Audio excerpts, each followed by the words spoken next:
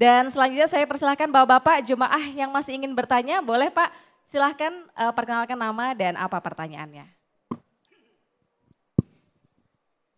Assalamualaikum warahmatullahi wabarakatuh. Waalaikumsalam warahmatullahi Nama wabarakatuh. saya Abdur Rashid Ridho, saya perwakilan dari DMI Kelurahan Duren Sawit.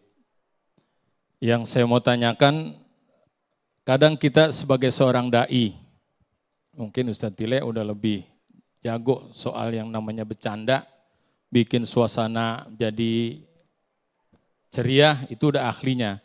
Nah cuma kadang-kadang, ya walaupun saya sesekali pernah diundang untuk ceramah, karena memang saya bukannya yang kondang, kayak Ustadz Tile emang kondang, saya kondangan. Iya. Jadi ketika kita ceramah, terus jamaah pada diam cembetut, begitu Ustadz Tile ya. Nah bagaimana? Nah kita mesti mencari suasana biar supaya cair. Nah di situ kita bikin bercandaan. Kadang-kadang kita nggak nemu, saking pengen cepatnya kita ngarang. Nah terbentur yang tadi Kiai Fahmi bilang, dalam bercanda jangan bohong.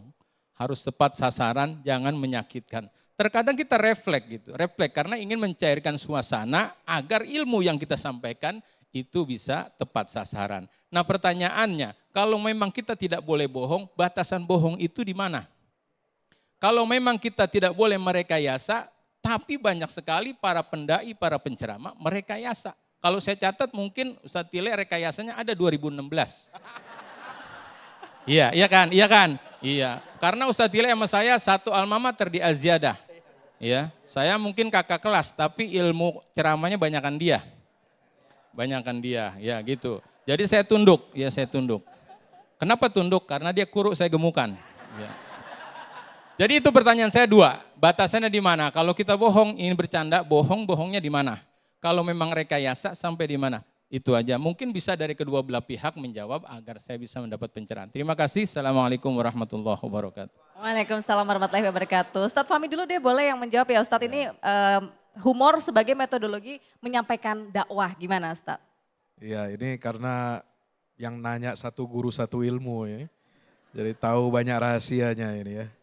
Masya Allah. Jadi begini, kita bisa mengambil teladan dari Nabi Ibrahim. Siapa di antara kita yang nggak kenal Nabi Ibrahim? Pasti kenal ya, walaupun nggak pernah ketemu.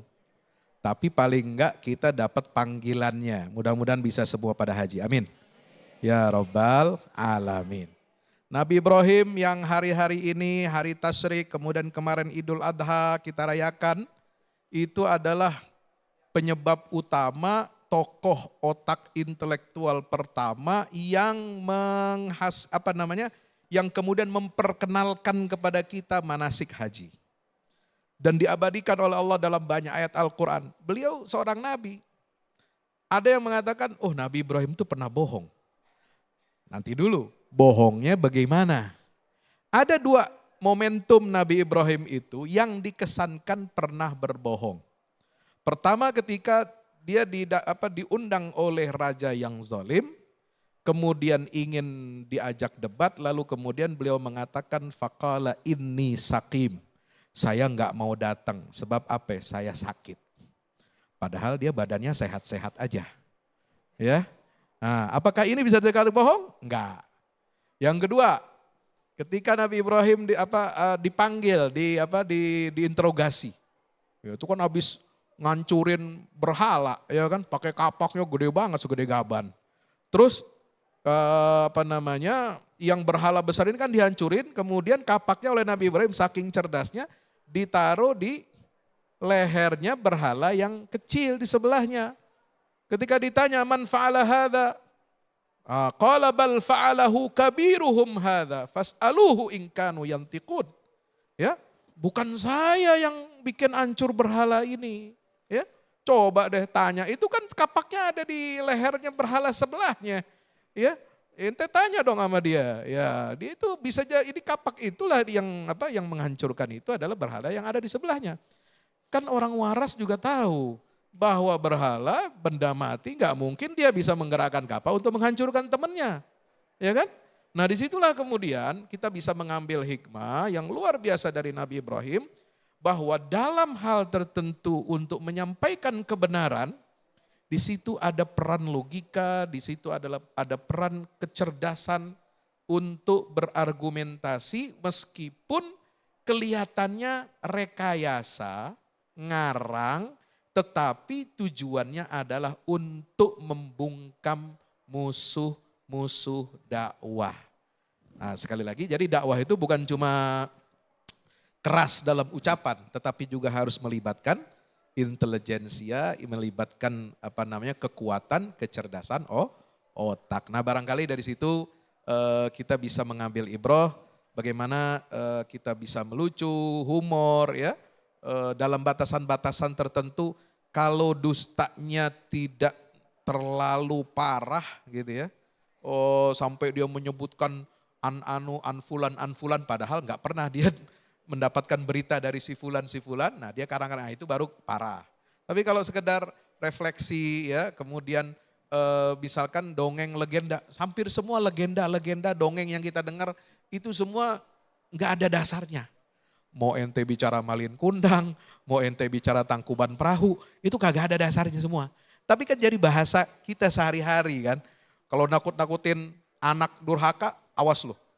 Lu gua kutuk jadi Malin Kundang. Padahal belum tentu juga ada benar cerita Malin Kundang itu kan begitu. Nah jadi hal-hal seperti itu barangkali mungkin bisa mengimbangi. Wallahu a'lam bishawab. Baik, terima kasih atas jawabannya Ustadz Fahmi. Semoga menjawab ya Bapak. Nah ini saat ini kami akan memberikan kesempatan juga pada jemaah yang di rumah ya. Ibu-ibu, bapak-bapak boleh ya ke pemirsa TV One ya.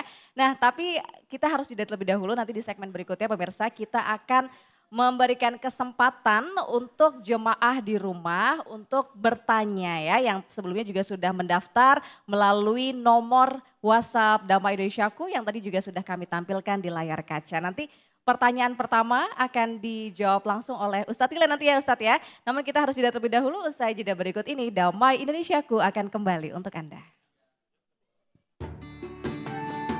Iya, buat para jamaah dan para pemirsa, jangan lupa pantengin terus Damai Indonesiaku melalui pertanyaan WhatsApp video call insya Allah di season selanjutnya. Berkah selalu.